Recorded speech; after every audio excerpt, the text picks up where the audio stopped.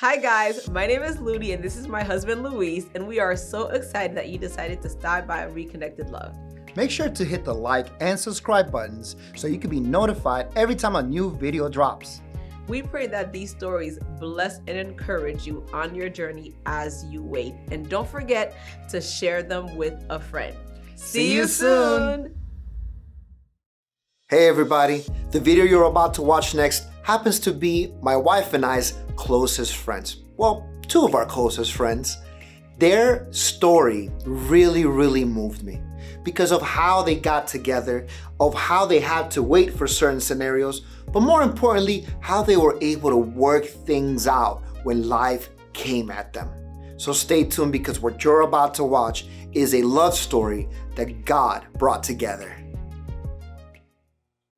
Hi, my name is Raphael, and this is my wife Kavita, and this is our reconnected love story. Amazing, Raph and Kavita, two of my favorite people. So first question, any of you guys could start. My first question is, who were you before you met? I was very much of this world. I was very much a person who loved luxury, loved money, loved the things that South Florida especially had to offer. I was very lost in it myself. Let's see. I was very far from God. I was raised Catholic, and I did have a relationship with God when I was younger, but over the years, especially when I started going to college and then moving down to Miami, I lost a lot of that. I became more into what the environment had to offer rather than being set apart from it. I was part of it and not apart from it. I was a different person, much different person than who I am now. That to say, I was still a focused person, still wanted to go through school, still wanted to get my degree, still wanted to do the things that I knew were right. There was still something inside of me that kept propelling me forward. In the life that I lived, it would have been very easy to get lost and get derailed by drugs, alcohol, and lose yourself entirely, not finish your school, be thousands, if not hundreds of thousands of dollars in debt and nothing to show for it. But somehow through that process, I was still guided. And thank God, because it allowed me to at least be in a position where I could mend a lot of the hurts that I caused to my own self by having some form of foundation, a stable foundation. Outside of all the turmoil and everything else that was going on in my life, I still had law degree. I still had a good family. I still had some level of financial responsibility, even though definitely not as good as it is now, but some level of it.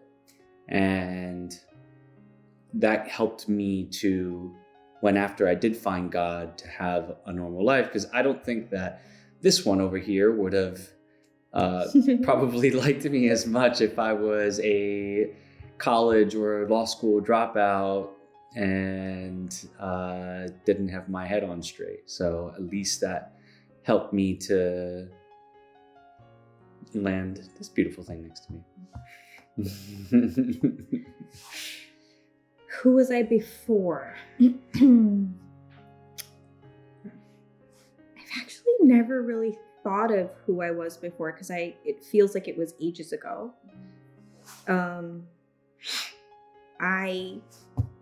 Now looking back, I feel like I was this lost soul looking for acceptance, looking for love, wanting to understand where I fit in the world because I always felt different.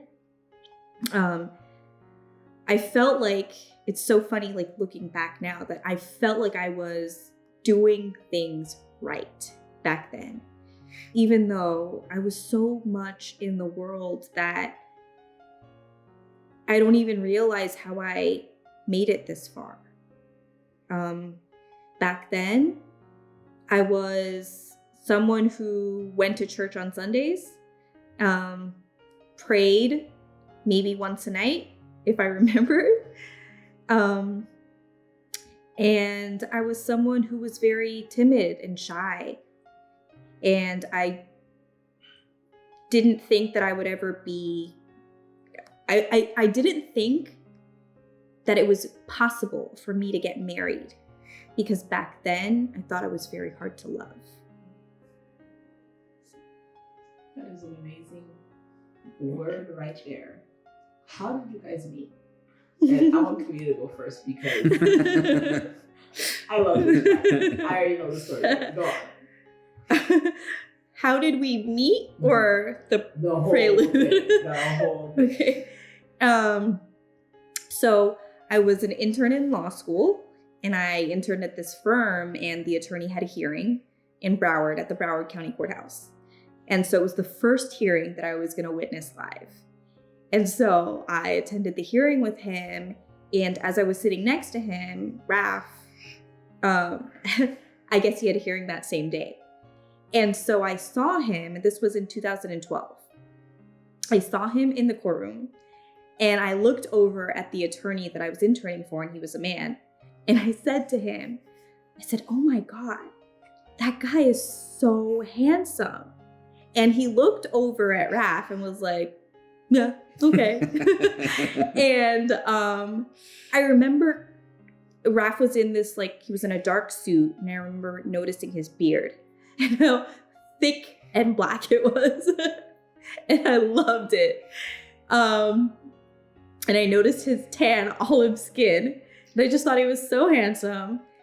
And after that first seeing him, I didn't see him for years until I moved down to Miami to join a firm in downtown Miami. And as I would be driving to the courthouse, Raph would be crossing the street. And so I remember this happened, I think, about 2 times. He crossed the street right in front of my car, and my heart stopped because I was like, "Oh my gosh, that's the same guy from like 6 years ago," because at this point it was 2018. And so then that was like the second, I guess, encounter. He didn't know I existed, but I knew. I felt like I knew everything about him. I knew what type of suit he wore. I knew what type of shoes he wore. I knew how he walked. I could imagine how he smelled.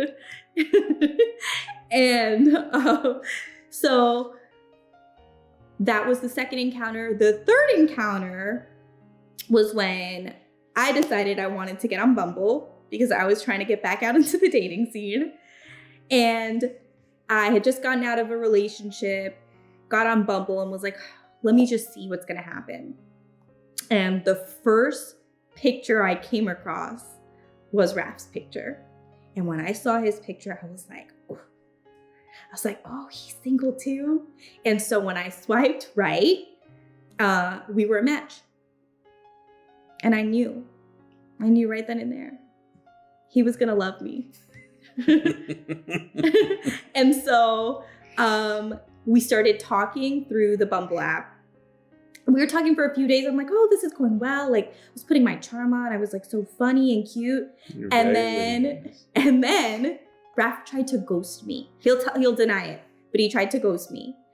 And so I was like, okay, he didn't talk to me all weekend. That's fine. So I showed up to the court the next day, or the following Monday, for a hearing.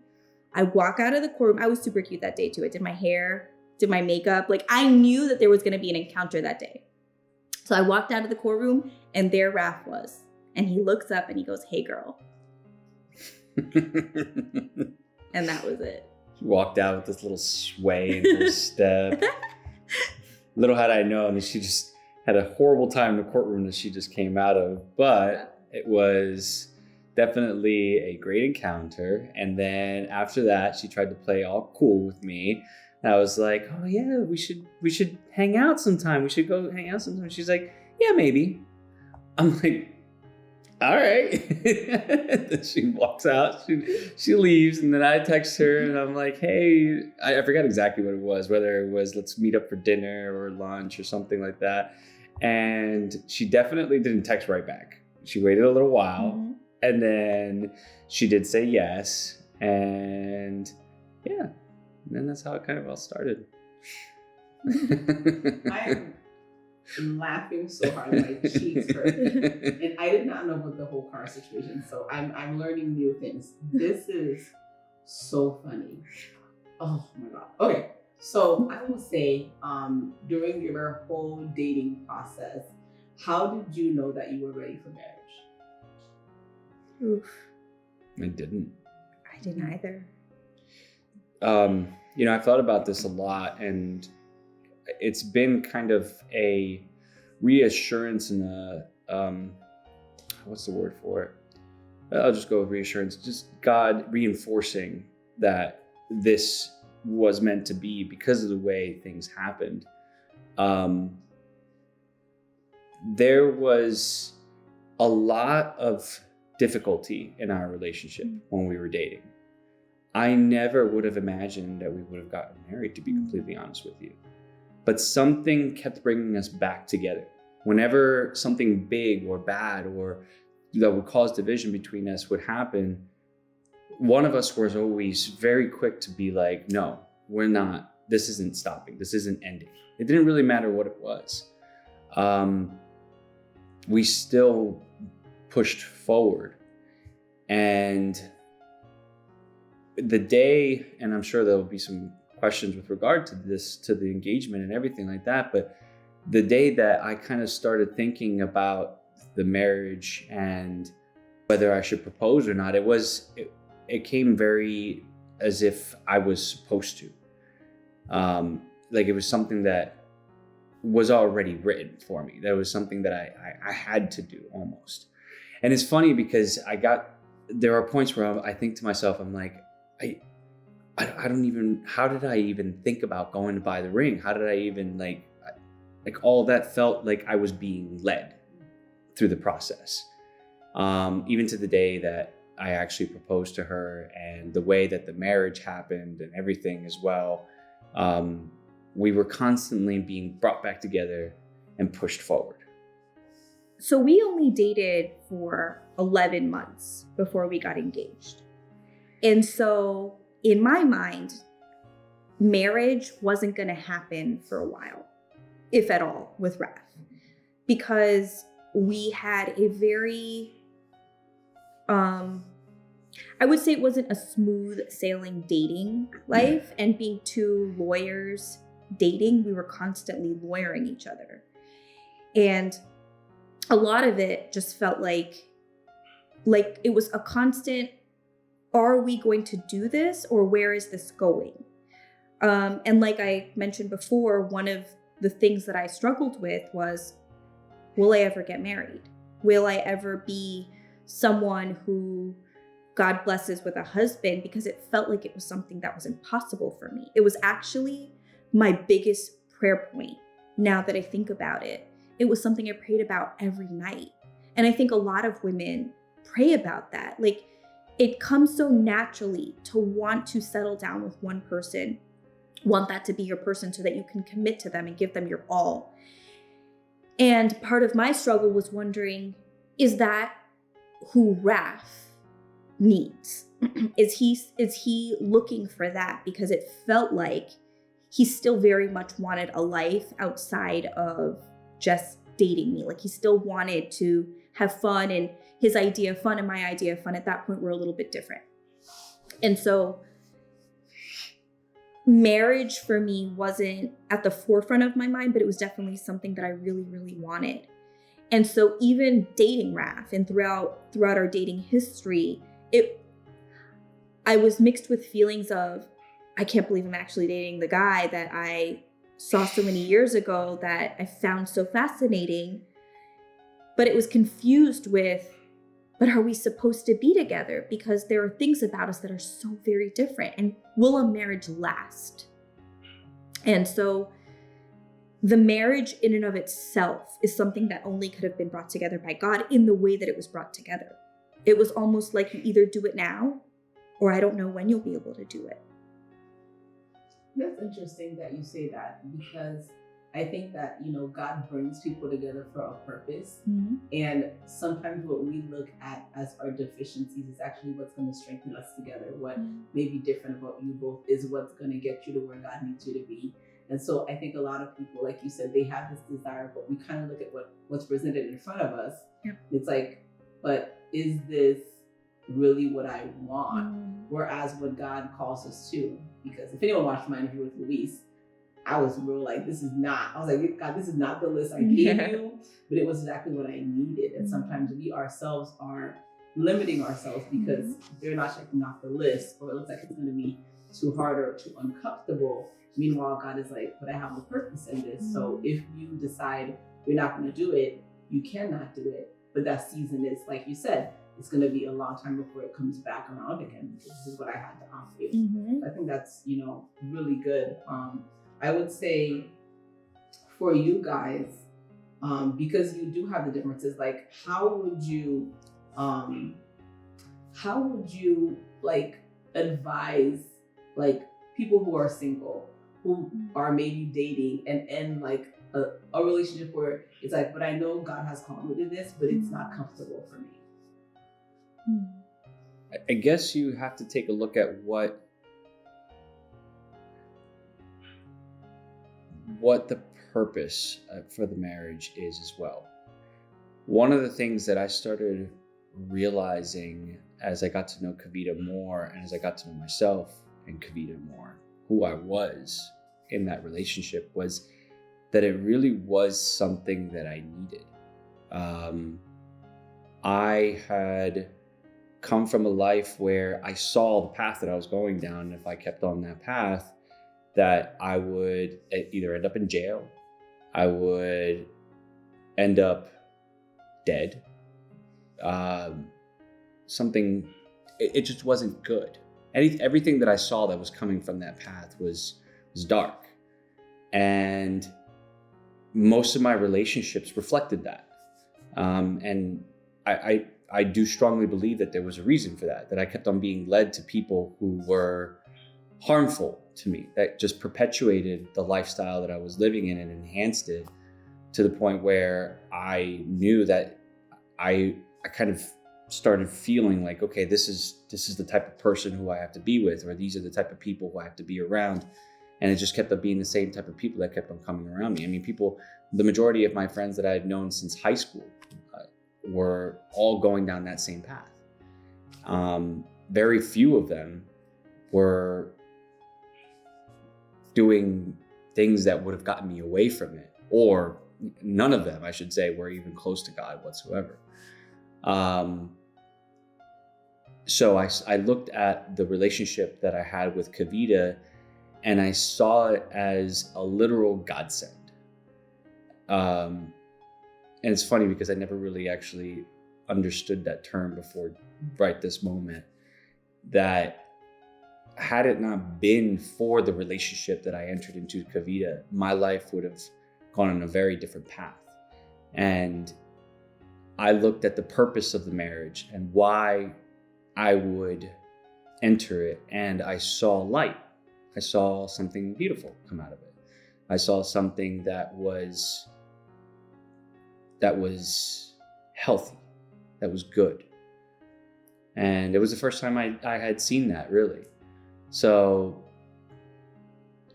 I would say to look at the person who you believe God really sent you, because I think that's a foundation, first of all, is to know whether it's a relationship that is being perpetuated by yourself or is being brought to you by a higher power, the higher power, I should say.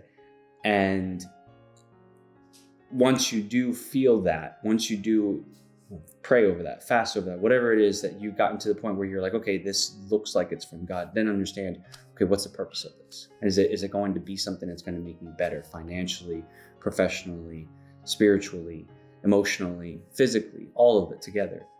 And if it's not, then it probably isn't God. That might be your confirmation that you thought it was, but I don't see it in there. And I don't see the future that I have in that growing in a positive way. I think when you're single and you've gotten to the point where you're thinking about who you're going to marry, I think it's so important to not have a list. Mhm. Because when you have a list and you commit to that list, God does more than we can ask, think, or imagine. And so you can either limit yourself or you're looking for something that's completely outside of what God is offering you. And I think when I was single and I was so lost and I was yearning for the right relationship. I wanted to get married so badly. It was like the thing I wanted the most. I think the thing that a lot of single people can understand is God does have someone for you. It's a matter of, even if you're not doing all things perfectly, it's a matter of listening to his voice. Because if there's one thing that our relationship can be a testimony to, it's that it was never easy. We still have struggles.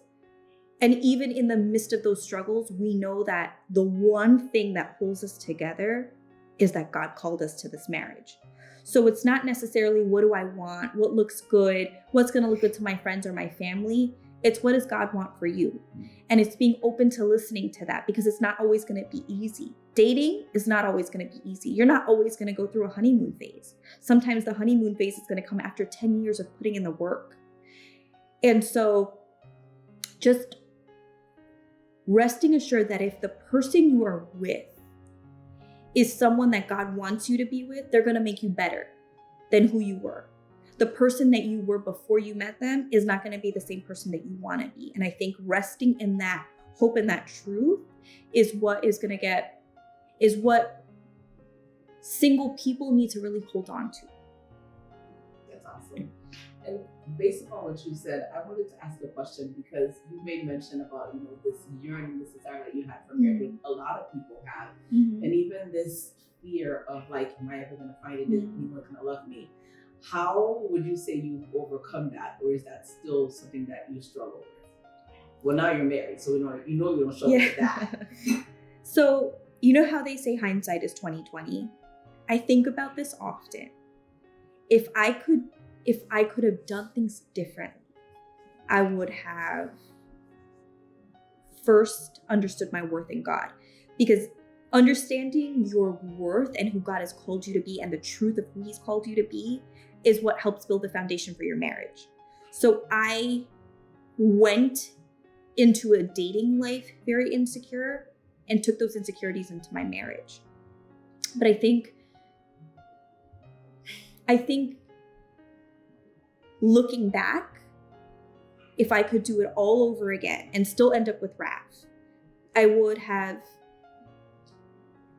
really put God first. Because in that season, I was putting finding a relationship first, and God is so gracious because he gave me the relationship before he even cared about my commitment to him, because my commitment came much later, came after wrath and I got married. And so I think it's understanding who you are in God. And it sounds like fluff, but it's really not. Like, if you do the work to listen, if you pray and you fast, because marriage is a whole different animal. It is a completely different animal. And the attacks that come along with it, the responsibility that comes along with it is so different. So I think understanding your worth and truly praying to God about what does he want for you? Where is he leading you? Because every path leads to, if you listen to his voice, it all leads to where he wants you to go. I love what you just shared, because sometimes the world gives us this idea that God is like us, like he's a tit for tat kind of God. Like you pray, you do this, then I'll be able to give you all of these things. Yeah. But that's unreal, isn't the fact that it's like you were not as devoted as he is, but he still gave you the desires of your heart. Yeah. And the only thing that I'm hearing, the only issue with that is because the order was flip-flopped. The desires of your heart required more work. Whereas if he had been first in the desires of your heart, you getting what you wanted, it would have been an easier path, is kind of what I'm hearing. That is 100% true. Because when Raph and I started dating, he was exactly physically who I wanted. Personality-wise, never what I would have expected.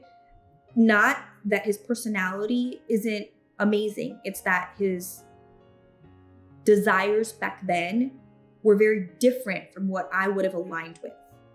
And so we started living together before we got married. And we lived together starting, I think it was like 6 months. Was it 6 months of dating that we moved in together? Sounds about right. So we moved in together after 6 months of dating.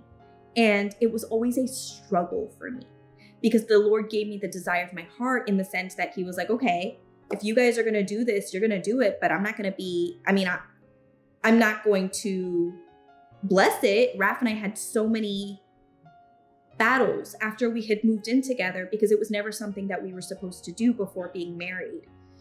And a lot of the things that we shared outside of marriage, we had to undo after getting married.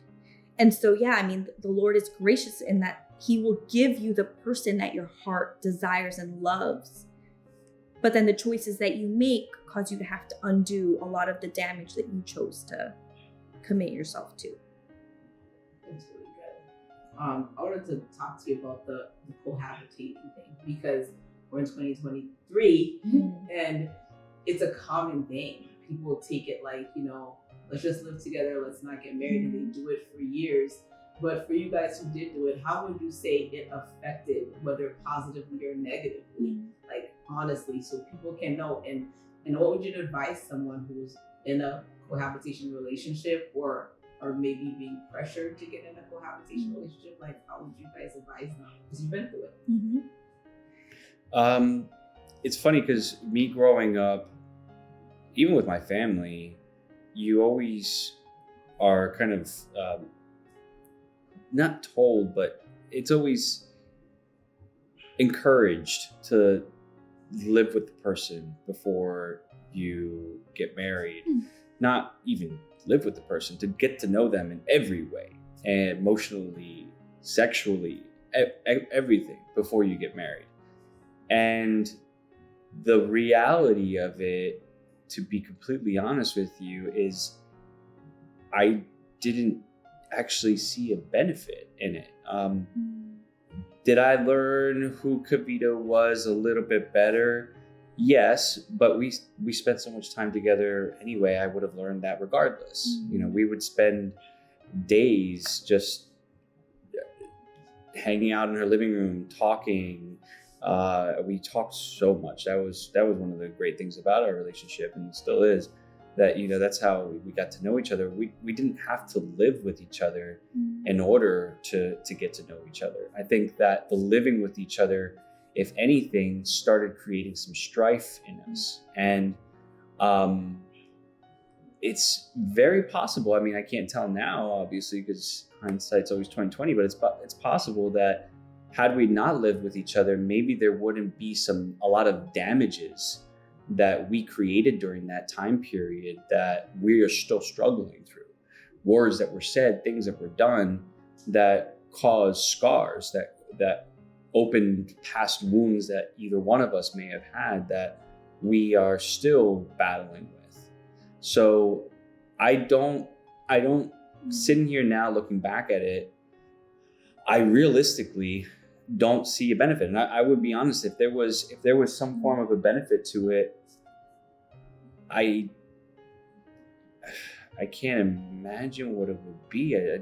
Right now, it's not coming to me.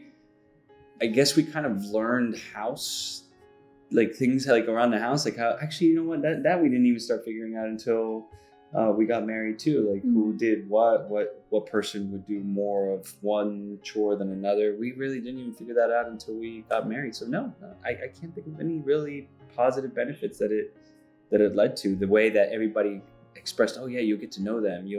Once you get married, you already have known, what you're getting yourself into, or if it's something that's not for you.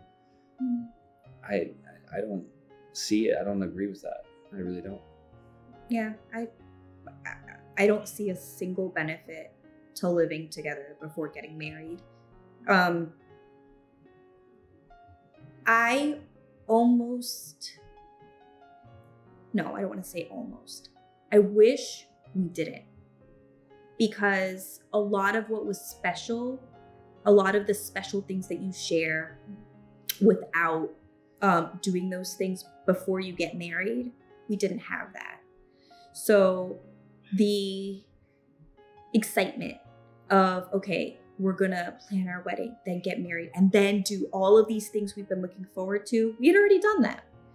So if I could give single couples a word of advice, I would say, if the person that you are with is who you're supposed to be with, all the things that are beautiful and special and pure and good that come from a marriage will be completely worth it when you wait for it. Because if you take it from two people who experienced everything before getting married, we wish we could go back and have shared it for the first time. Not even with anybody else in the world, just with each other. Do you agree? I agree. And there was actually one other thing that I was thinking about. Just because you have been given the person that you are supposed to marry doesn't mean that there aren't things that you need to change about yourself before you get married. Mm-hmm. And when you cohabitate, there are a lot of things that you have to change in yourself that you can't, because you don't have the space, you don't have the time, you don't have the atmosphere, you don't have that pressure to take care of yourself. Mm-hmm. You start getting comfortable with the fact that now you have two incomes and it's a little bit easier. You don't need to make as much money, or, I don't have to worry about meals as regularly, or a lot of things that you as an adult probably still need to learn for yourself. Mm-hmm. So it could stifle you significantly. That's really good. I never thought about what you just said, because you're right. Because you have a conversation, or you have a disagreement with the person you're dating. You're not married, so you're not bound to each other. You go home, you process it, you think about it, you have time to kind of go through it, talk to your friends about it. Am I wrong? Okay, I am wrong, so I need to change. You have that time to kind of revisit your life, see what other areas, where is the person is right there. The person is right there. And that's something that I've never heard about before, and I think that's so profound. When you really think about the depths of it, why it's so important for you to have that time to grow, because your single time is your foundation. Mm-hmm. It's when you're building up into who you are and what you're being prepared for. So during that time, when you're laying the foundation of a house, you're not putting up windows. Mm-hmm. It doesn't even make any sense. Yeah. And so when we're trying to put the house on top, and there's no foundation, we wonder why it keeps crumbling. It keeps crumbling. You have to start over again and over again. It's because you never allowed the foundation to be laid, to set, to dry. So maybe the concrete got poured and you're like, okay, great, let's start putting up walls. It needs to sit and set and get hard. There's a process for that. So I think that's so beautiful what you just said, because I've never heard it put that way before. I think that's super profound. And even what you guys both mentioned about the fact that the cohabitation and things that were said, marriage is protection. And when we try to do things outside of that protection, we get hurt. And it's crazy because the same thing could happen while you're dating as opposed to when you're married, and it's different. And I think people think it's the same thing, and it's not. It's not at all. So when we do things prematurely, like let's say, getting pregnant. Getting pregnant in marriage as opposed to outside of marriage is the same thing. Huge difference. Huge difference. No matter what it is, how your finances are set up, no matter how your life is set up, it's a huge difference, a different reaction, different responses when you're not married as opposed to when you are. And so even in conversation, things that you say when you're bound to that person, you're strengthened and solidified and trusting in that love. They're committed to you. Yeah, they might have hurt your feelings, but you already know they're committed to you. Whereas what they say before they're fully committed to you, it always makes you wonder. And so it's so important. This is so important what you guys are giving right now about this issue that is so pervasive in our society, because it's considered the norm. It is. Marriage is now the abnormal thing, which I think is crazy to me personally. I wanted to say, because what you brought up, Raph, about like, family and what, even in friends, they'll tell you, you gotta, try the test drive the car, these kind of things. Like for you guys come from different cultures, different backgrounds. How would you say culture, family, like relationships, how has that played into your marriage? I think for me, I came from a family that, my dad was not happy when I told him that Raph and I were gonna move in together. It was not encouraged. It was not something that he was like, I think you should do this. In fact, he was like, how long is this gonna happen for? And he wanted a definite timeline, because he knew that although he couldn't say no, because I was 30 at the time, he knew that he wanted me to understand that it was not something that was okay in our family. I think my upbringing is what makes us so different, because I came from a very almost sheltered childhood, and I didn't actually start venturing out until I was 23 years old in law school. I had never lived away from home until I went to law school and decided to live in the dorms at Nova, or get an apartment close to Nova. It wasn't something that was encouraged. In fact, my parents wanted me to be like a baby forever. And so coming from that lifestyle where I didn't actually start going out to places or seeing the world until I was 23, and then meeting Raph, who had been very much in the world since he was, I think, 15 or so. Yeah, there was a lot there that caused friction, because my mind didn't understand why, in his mind, it was okay to want to party, even though we're in a committed relationship. That wasn't my idea of having a good time. And so it created a lot of turmoil. And I think it goes back to me thinking, was this what God wanted for me? Because this person is so different from who I am. So for me, it's a combination of two things. Family and my heritage and culture that comes from the heritage was not a huge thing in my life, because I came from a very small family. Kavita, on the other hand, she's got over 500 family members. But me, it's literally my mother, my brother, my stepfather, and that's it. So my grandmother was there for a little while as well, but that's it, our core closest family members. And in that side of it, I was the oldest son in a Hispanic family. I literally got to do whatever I wanted. And it was all about what makes you happy, and whatever makes you happy, go with it. Mm-hmm. So it was a lot of freedom. It was a lot of, there was a lot of the machismo mentality in it, of course, as well. Women are to have fun with, not to, put on a pedestal. It's never been told to me like women are below you, but that's always kind of like the way when you talk about women in a Hispanic family tends to kind of put them more as objects rather than humans, or even more as spiritual beings, and even in the Catholic Church, that's not something that's really emphasized. So in that side of things for me, that's kind of how the culture influenced me there. But at the same time, my biggest influences in culture were around my friends, because that's where my bigger family came into play. Because of all the freedom that I had at home, my closest friends started becoming my family, and then their family became my family. And then through that process, it was in a very, very Americanized mentality that, you're young, go out, go have fun, do whatever you want, go party, drugs, alcohol, stay out as late as you want, all of that. So when you combine those two cultures and you live in a life that's about excess and literally just do whatever makes you happy, which happy is a very dangerous term, because we ebb and flow with happiness, and it's not something that is constant.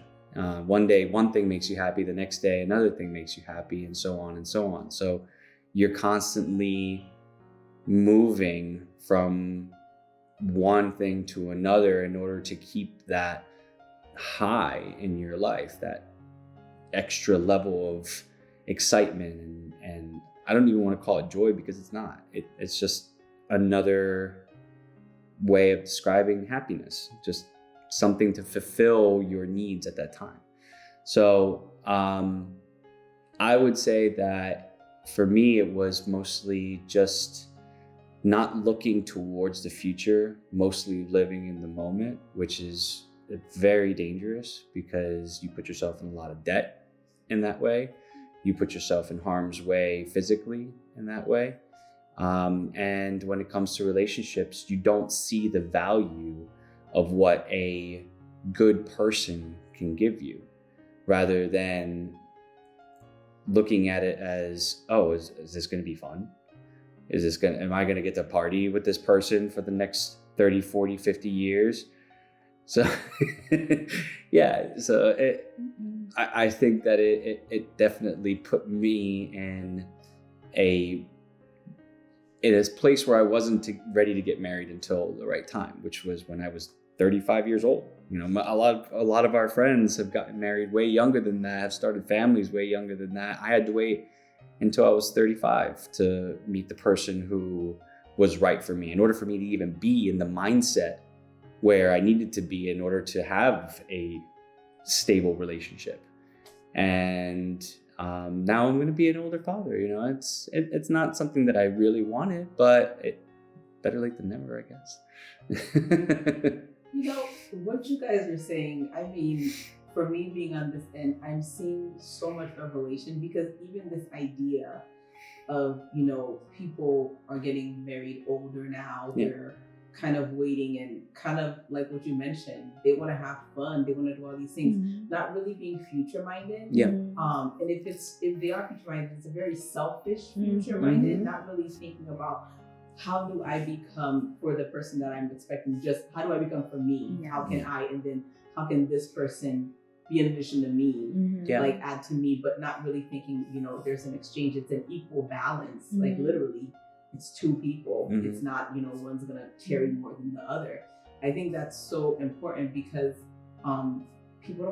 we think this is like the norm. When you think about it, you know, being an older father, like the time wasted, the money wasted, like, my God, had I done things, I'm sure we all think, at the age, you know, when our parents started thinking about their finances, or when they started planning, I mean, we'd all be very wealthy.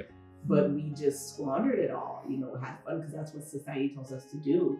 But, you know, the Bible talks about the wise person saves up not only for their children, but their children's children. They plan, they think ahead. And so I think that's, all of these things that you guys are saying is so super important for us to sit and kind of ponder. Where am I in life, and how am I preparing for what I'm even expecting for? Because even in your mess, eventually we know we're gonna get married. But we're not really planning for it. It's kind of like, when I'm done having fun doing me, this will be something that I end up doing. But you're not really thinking about the time that's being spent, the money that's being spent. We're all getting wrinkly, you know, things are changing. So I think that's so important what you guys are saying. You don't really realize how big of a deal it is, how much it plays into who you are as a person, and then when you take it into a marriage with another person, like how much that plays into it. How do you kind of balance out deciding, like, this idea that I have is just culture and it's not worth fighting for?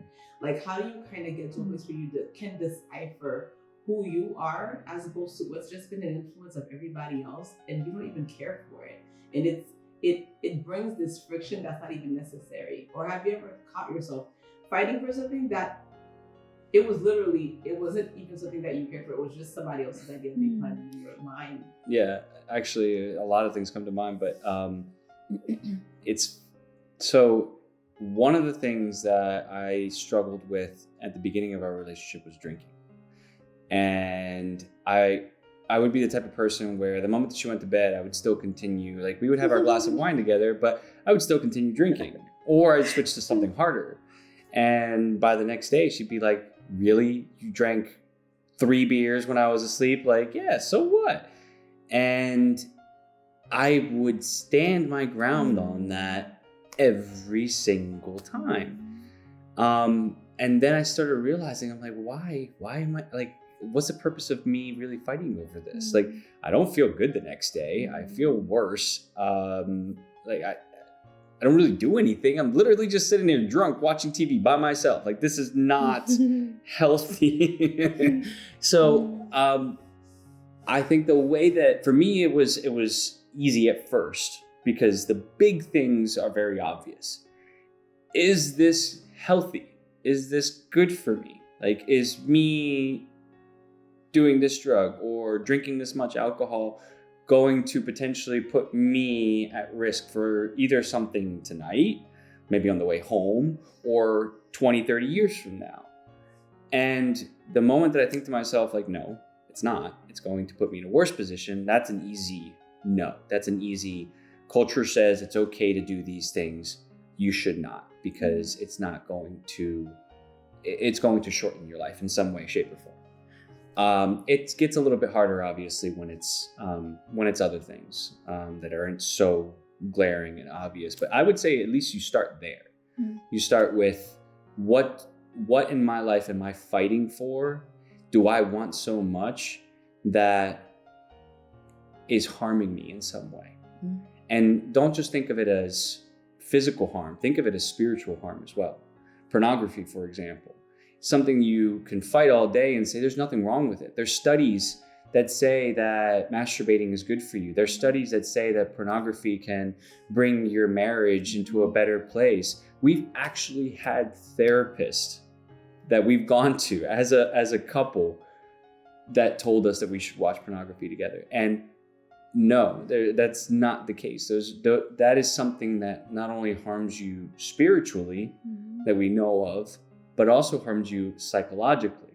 Is one of the processes that I learned, as it's a struggle that I have had in my life, is that a good therapist of mine gave me a book that basically equates pornography to cocaine. And it has the same release, if actually a stronger release of endorphins in your brain, and actually can cause damage in your brain after long-term exposure, after doing it for so often.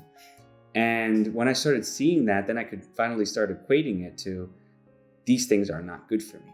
So psychological damage is just as important as the physical damage. Most people think to themselves, oh, this is going to give me a heart attack, I have to stop. Most people don't think, oh, this is going to cause me decades of depression, so I have to stop. You don't think of that.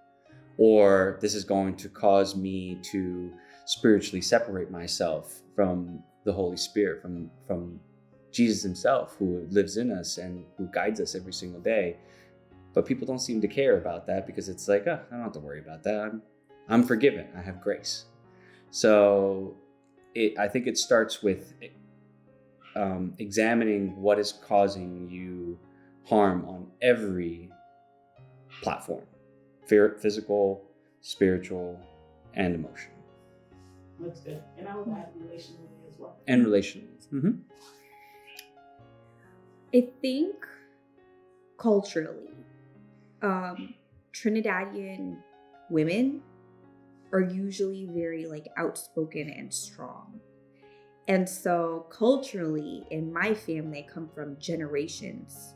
I can think back from my great-grandmother, my grandmother, 3 generations back, that there are these strong women who are very outspoken. And so in my marriage and in my relationship, I didn't even realize that that was something culturally that I was bringing into the relationship.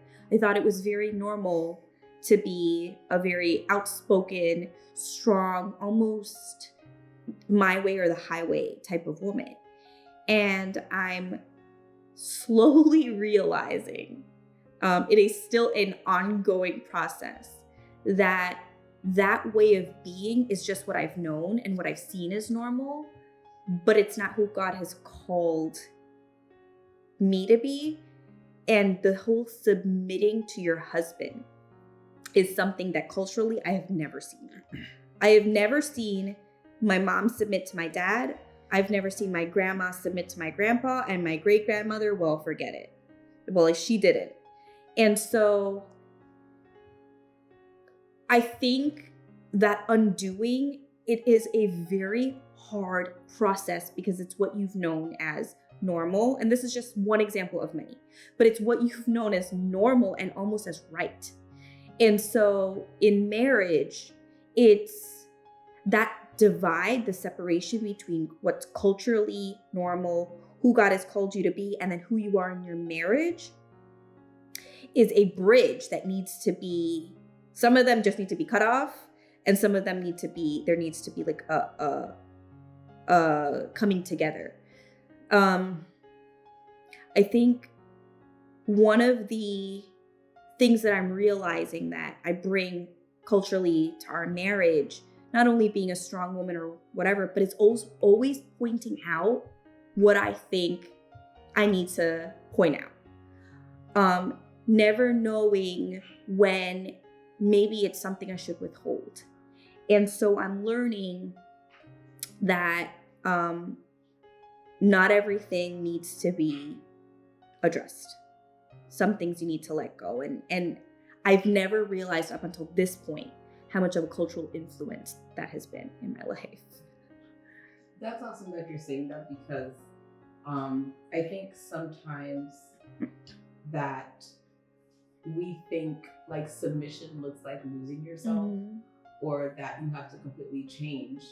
But I think when we really have an understanding of what submission is, it's not even submitting to your husband, it's submitting to God. Because your husband is to be submitted under him first anyways. So realistically, it's like the CEO gives a directive and you get it from your supervisor and you're mad, but it went from the CEO to your manager and now down to the supervisor. The directive came from up top. So you're not submitting to the supervisor or to the manager, you're submitting to what the CEO already directed. And it's a hard, being in marriage, it's a hard thing to say, you know what, if it's not God, he'll redirect them. And if it is God and it's opposite of what I want, I still have to submit to what it is. But it's not a losing of ourselves. And what you're speaking is wisdom. Like, it's the wisdom of knowing what to nitpick at, what not to, what to address, what not to. It's the wisdom of building up your husband and realizing that the Bible says in our weakness, we are strong, because in our weakness, we use God's strength. So when we're constantly ourselves needing to be this strength, it's not even just an opposition against our husbands, it's an opposition against God himself. And so what it might sound like to some people when they hear submission, it's like, oh, I have to just kind of be this voiceless person, no opinions, no ideas. I just kind of have to go with whatever this person says. But that's not at all what God is asking us, because you are an individual. He's built you. Even, I believe, the culture, even the experiences, the family that he places us into, he allows it for a reason. And as you are still a strong woman, but it's the strong woman who trusts in God and trusts that if you've given me this man, then wherever you're leading him, it's you leading us, and I can be okay with that. Because that's super important to kind of put out for people to understand what that looks like. Especially for you guys, both being attorneys, and you are in a very contentious kind of career where you have to be strong. Like, you're kind of required in your career to be strong, to be opinionated, to kind of you're trained to see the details. You're trained to pick out what's wrong. So just a fun question for me, like, in your marriage, like, how do you take off your lawyering? It's very hard. We often don't. That's one of the biggest difficulties that we have. We struggle with that a lot. Like, we don't even realize it, that we are making legal arguments on a regular basis. It's funny because sometimes when we argue, we'll use the word evidence, or it'll be like, or counter argument or counterpoint. Like, literally when we argue, we're like, okay, I hear your point. What do you have to support that? What evidence do you have? You don't need to make a counter argument to my counterpoint. So we use a lot of legalese in our arguments, and that's when it's an indicator that we're trying to lawyer each other. I think one of the last arguments that we got into, that was something we said, like, we cannot lawyer each other in this argument. We have to come together for resolution. But it's hard. Yeah, It's very hard. It's something that we need to improve on is communicating with each other like husband and wife, Yes. instead of communicating with each other like Opposing coworkers counsel. or friends even. You know, that we forget what we are in the middle of an argument. We forget that we are not only husband and wife, we are one, and we are both the embodiment of Christ. And the way that we're talking to the other person, we're essentially talking to Jesus that way, you know, like, so Yeah. it's, we are trying to remind ourselves of gentleness. We're trying to remind ourselves of kindness. We're trying to remind ourselves of patience in all of our discussions. And that's not something that you neither want or are supposed to have in a courtroom. This is so good because like we don't even notice it sometimes. Whether you are the CEO and you come home and you kind of treat your children or your spouse like they're an employee, it kind of becomes a natural thing because it's something you do for most of the day, and like your brain is trained to act a certain way, and so it is something that we might not even realize. Like, hey, and we'll say it to people like, don't talk to me like I'm your child, but it's hard for the person being, you know, I wouldn't say perpetrator, but it's the best word I have, to kind of realize, oh, like I haven't switched gears. Like, and even it goes kind of back to the culture, because the culture of your field is the culture that you've been in. So you kind of still are taking that culture into your home. And I think that's really good. That's really good information for all of us to kind of analyze. Am I being a wife? Am I being a friend? Or am I being, you know, my career right now? I wanted to ask you guys, what's the greatest lesson you've learned so far in marriage? It's a hard question to answer just because it's very multifaceted. I think that there's a lot of things that we've learned. I think we're also still like in the thick of learning. Yeah.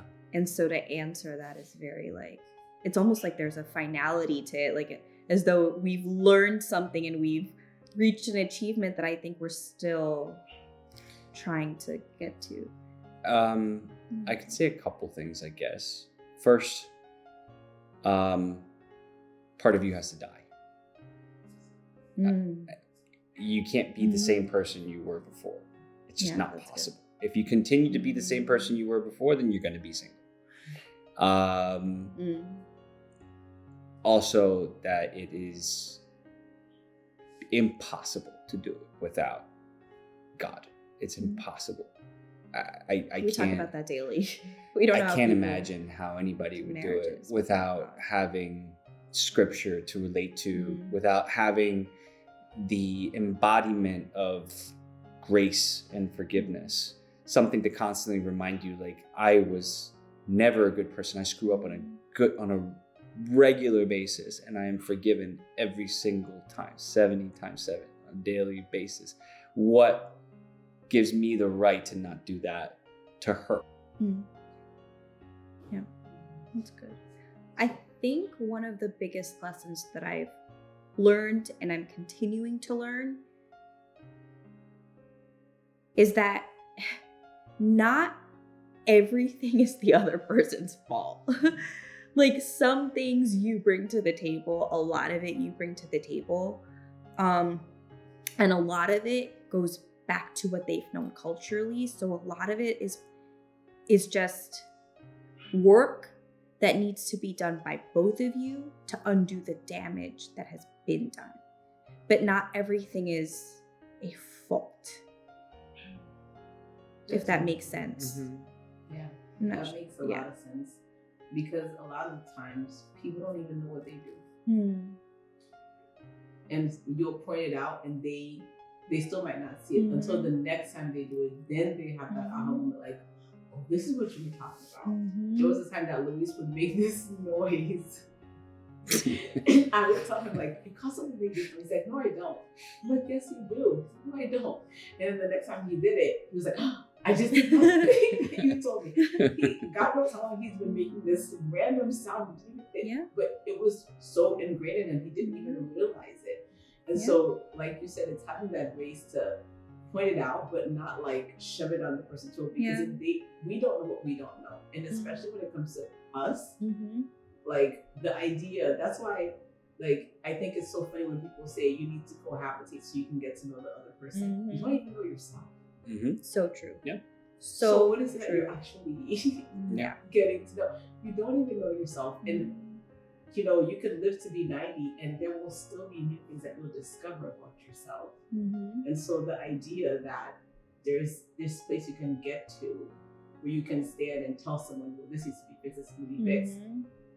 We never really get to that place. So I think that's so important how you guys are really being honest about this, because it is important for you to have grace for yourself, but also have grace for the other person.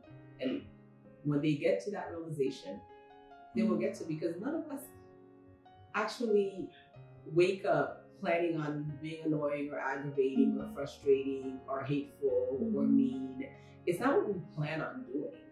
It's like, whether it's culturally, whether it's a past experience, whether it's like, you know, the last person who broke up with you did this, whenever it happens to you, it triggers you to respond a certain way, but you might not even realize that you're being triggered. So it's not like we wake up planning on doing it. And so having that grace to know, you might not know yet, but one day eventually you will. And once you see it for what it is, you're gonna change. Because people naturally, they want to be good people. That's just how God made us. Yep. That's awesome. I wanted to ask you guys, how have you seen God's purpose made manifest in your marriage? For me, it would be going back to a lot of the things that I've said, that God definitely did not have a plan for me to be staying in the club until 4 a.m. God definitely didn't have a plan for me to... I would have been asleep. to be drinking until I can't remember what I did the night before. God never had a plan for me to risk having a heart attack on a regular basis. You know, like, there's definitely... I could see a clear purpose in cleaning up my life and getting myself on a correct track, on a track towards responsibility, towards good stewardship over the things that I've been given. And actually that is a big one. The word stewardship I never really understood until we were married. I had struggled with debts before, and I mean, this is somebody who's making a six-figure salary being indebted, not just for student loan, but most attorneys will be indebted for student loans for life, but credit card debts and things of that nature. Like, I was living way above my means, regardless of how much money I was making. And if I made more, I would just live more above my means. And, you know, I learned the value of stewardship through Kavita a lot. She taught me how important it is to save, how important it is to plan for your financial future, to plan for your kids, to start.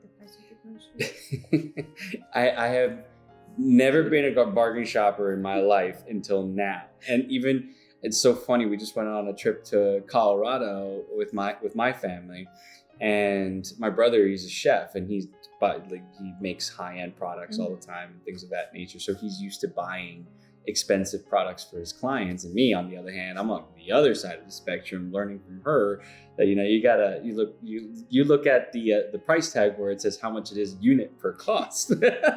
Never knew that was a thing. I didn't even know what that was about. Now, when I went with him, I was telling him, oh no, look at this one that's not name brand, and you can get 2 for 1. It's a much better deal. Let's buy the eggs in like 6 dozens instead of just 1 dozen, even though they're pasture, grass-fed and organic and all that stuff. No. So they were all making fun of me for having a very different mindset after being married to her for a few years. But yeah, I think that's another thing too. And that started with stewardship over money. And that has bled into stewardship over everything. Stewardship over a business, stewardship over a child, stewardship over a family as a whole, stewardship over a home, stewardship over everything. Had I not had some beginning of a foundation for how to be a responsible adult, which I wasn't until I was probably 35 years old, I probably wouldn't be in the good position that we are in today. Okay, Raf, you mentioned, stewarding a business. And I wanted to kind of bring this up because you guys started a new firm last year. And, sometimes when you're married, making, both of you guys are attorneys, so you come from, making a lot of money and having to make a decision to obey God and kind of stepping into that unknown. Like, can you guys kind of share on that big life decision, life change? Yeah, it was one of the hardest decisions I've ever had to make. There was a lot of fear behind it. Going from having a steady salary with benefits, health insurance, all those things, it was very scary to think about starting from scratch, especially when you don't have the support. Most of my friends who have started a law firm either have some kind of connection to some part of the industry that they're going to be practicing in, so that way they know they're going to have a steady stream of business. I had none of that. So there was always a level of discomfort that I had with the way that I was practicing law. I had transitioned between 4 or 5 different law firms in a matter of 9 years, which is not normal. That doesn't look good. And finally started realizing, like, why does this keep happening? Like, what's going on? After praying about it, after fasting about it, after getting every confirmation that you could possibly think, and being like, okay, so I guess maybe this is what we're supposed to do, then the leap was an unbelievable amount of fear. I mean, we were blessed that Kavita was still working and had a steady income and things of that nature, but it was still very scary because when we decided to open up the practice, we had developed a life around us. We entered into a mortgage. We had taken on certain responsibilities that we were comfortable doing with 2 salaries, and now we had to either depend on one or pray that the business would kick in. So the only way that I felt comfortable with doing it was not doing it for myself. Because like I said, I didn't have the connections. I didn't have a huge group of referral services or people who were going to send me clients or business. The only thing I had was God. And my decision at that point was, okay, if I'm going to do this, I am going all in. And that's why the name of our law firm isn't named the Law Offices of Rafael Diaz or Diaz and Diaz, or it's not about me.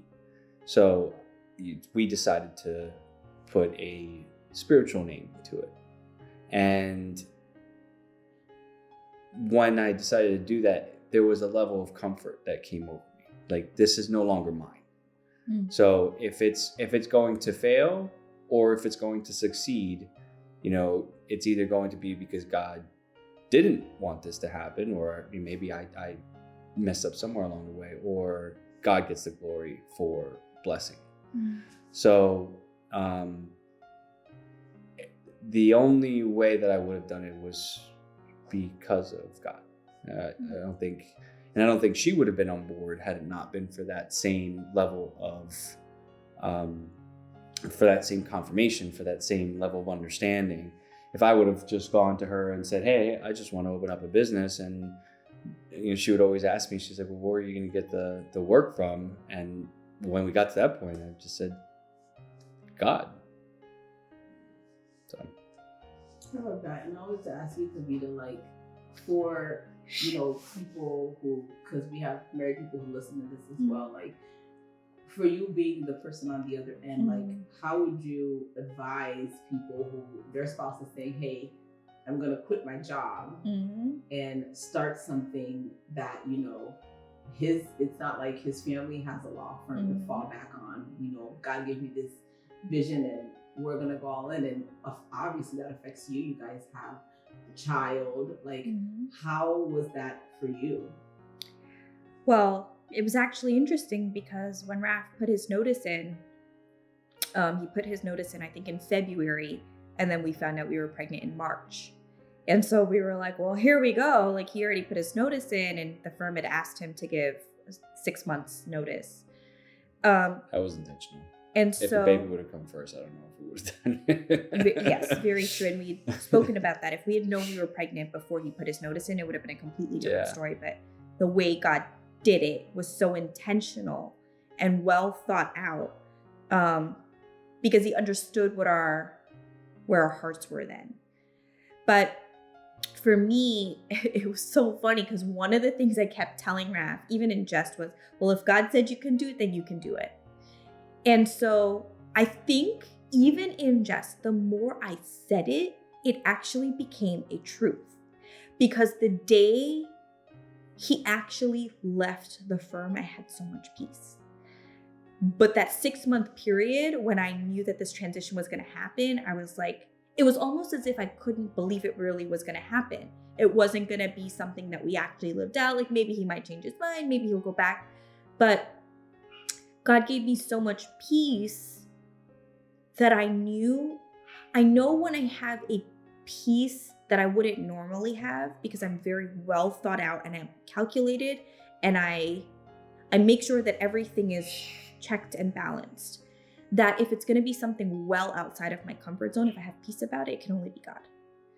But also, we had gotten the confirmations and I was there to witness one of them, which came out of nowhere. So I knew that it was God calling him out to open the firm. And I think that gave me the peace that I needed.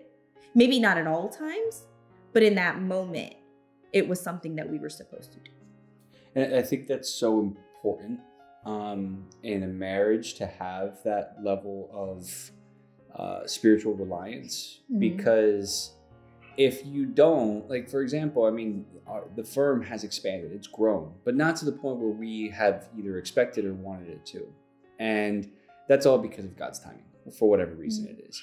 But without that understanding, without knowing this is because of God's timing, but God still called us to do this, that could create a lot of resentment. Yeah. Or a lot of anxiety or a lot of animosity between the two people. Because if you have one person who believes in their heart of hearts that this is what I'm supposed to be doing, this is my calling, it just, the floodgates haven't opened yet. We just have to be patient. They just have, for some reason, whatever it may be, it's next year or 2 years or 5 years in a row, we just got to be patient, and then you'll see an abundance. If the other person is on the completely other side of the spectrum and looking at you like you're an idiot, like it's going to be a huge problem. You're going to have one of the biggest causes of divorce in America is finances, and without having that support, that understanding, like, yes, we have to be patient, but you were called to this, that could lead to a lot of problems. I wanted to ask, because Raph, you mentioned the fact that, you know, you went through so many law firms within a short period of time. Like, besides the name Salvation Legal, like, what makes Salvation Legal from, like, your previous kind of experience in this field? So the center of it is for the purpose of providing a service. It's not focused around money, and that's a benefit, a blessing, and a detriment at the same time, because you have to understand that most of the people that you help that really do need help in this country don't have the financial means. So you have to make accommodations if you really want to help them. And I think that's been one of our business models, is not to turn somebody away because they can't afford it, to try to work with them as much as you possibly can. And when you start doing things for the kingdom, and when you start doing things for your neighbor, and when you start loving people the way that you love yourself, then there's a level of comfort with the fact that, okay, I'm not making millions, but I'm making a difference. And the culture that I came from before was a money-centered culture. You have billable hours for a reason, because you need to make money. It doesn't really matter who the client is or what the cause is. You still bill for every single moment that you pick up the phone, that you speak to somebody, and you charge them as much as you possibly can. And I think that culture of looking at it as numbers rather than people is what kept on pushing me away from that industry, and saying to myself, it needs to be more human-centered and not money-centered. I want to go back to the question I asked earlier before I jumped in. Like, Camila, for you, like, how have you seen God manifest in you guys' marriage? One of the biggest ways that I've seen God's purpose manifest in our marriage is that I ran away from spending time with God when I was doing things that I shouldn't have been doing. So when Raph and I were dating and I knew that we shouldn't have been living together, in my heart of hearts, I knew it wasn't right. I knew that we shouldn't have been having sex outside of marriage. And so in shame, I stayed away from God. And after we got married, there was a freedom there that I never expected to experience, but it was the most profound just freedom. I almost felt like chains had fallen off of me.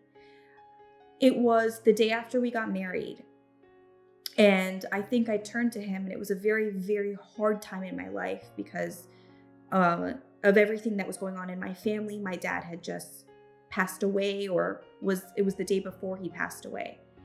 And I remember turning to Raph and just being like, let's watch. It was the story of Jesus on, I think it was like the Discovery Channel.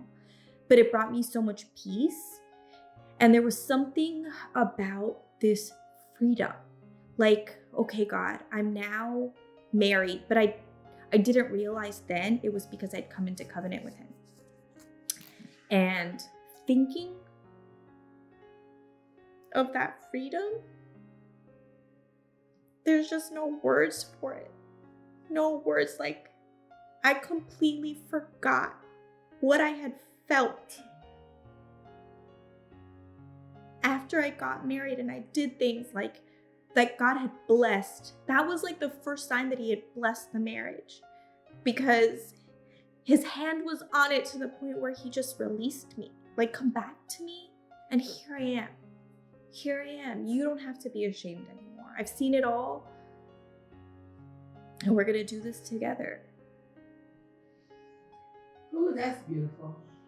I wanted to just ask you guys, as we're kind of winding down, if there was one thing that you could leave, the people that are listening, whether they're single, married, engaged, like, if there was one thing that you feel would be impactful from just your journey that you guys have gone through that you want to share, whoever wants to start first.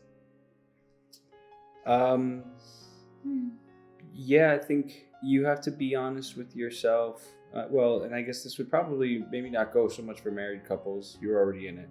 But for couples that are looking to get married, who are engaged, I think it's so important to be honest with yourself about whether you are mature enough for it.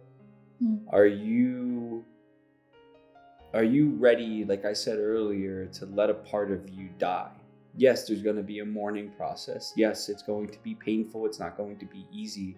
But are you willing to make that sacrifice to leave many things about yourself in the past and not bring them up again in the future?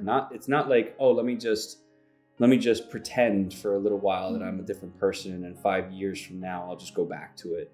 No, you really have to be ready to let some things die that you know are detrimental to your relationship before you get into that relationship. Like I said, it took me until the age of 35 to even start like thinking that way. And even at that point, I still struggled with it. And there's still a lot of things that I have to work on to improve our marriage. But at least I know now that at this point in my life, I am ready to do that. And if you're not, then wait, because it could cause more harm than you can imagine if you continue to want to be the person who you are. And if you stand your ground every single time that you say, you're not going to change me. No, the person who you're marrying is not going to change you. It's just that you have to want to change. You have to change for yourself. You have to change for God. You have to change for your wife. You have to change for your future children. You have to change for your finances. You have to change for every step along the way. And if for anybody who thinks that they have nothing to change, then you're in trouble. If that's how you're thinking, you're not ready. You're not ready whatsoever. I think one piece of big advice that I would give to single people who are engaged, be honest with your partner about who you were and who you still are. The last thing you want is to get married and you're both surprised by things that you never really knew. It's important for the other person to know all of you so that when you do get married, they know what they can help you with, what your struggles are, and vice versa. I think it's important to know where you both stand. Just be very honest. The person that God has called you to be with will soften the heart of the person who's hearing your story. That is awesome. You guys have been amazing. And I just love you guys, both of you. And I do believe that this is going to change a lot of people's lives. So thank you guys so much. Thank you for having me. Thank you. We are the Diazes, and we've been reconnected in love.